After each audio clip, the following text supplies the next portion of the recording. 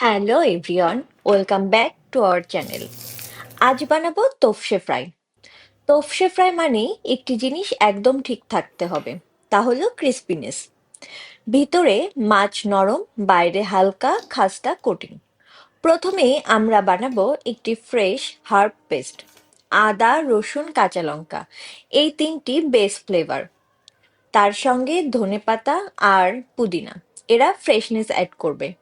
লেবুর রস, নুন, ব্ল্যাক পেপার আর অল্প জল দিয়ে একটি স্মুথ কিন্তু ওয়াটারি নয় এমন পেস্ট তৈরি করে নেব। এই পেস্টের কাজ মাছের গন্ধ কাটানো আর ফ্লেভার বিল্ড করা। আগে থেকে কেটে ভালো করে ধুয়ে পরিষ্কার করে রাখা তোপসে মাছে এই পেস্টটা মাখিয়ে 10 মিনিটের জন্য রেস্টে রাখবো।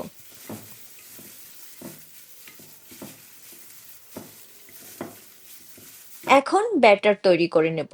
একটি পাত্রে বেসন, কর্নফ্লাওয়ার, চালের গুঁড়ো, নুন, black pepper powder, red chilli powder আর অল্প পরিমাণে বেকিং পাউডার দিয়ে সবগুলো ড্রাই ইনগ্রিডিয়েন্ট ভালো করে মিশিয়ে নেব।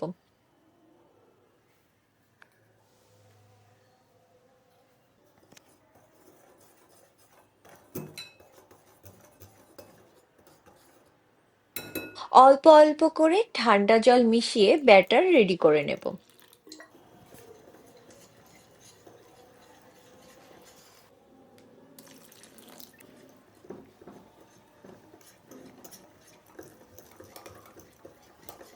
এখন একটি কড়াইতে তেল গরম করে নেব।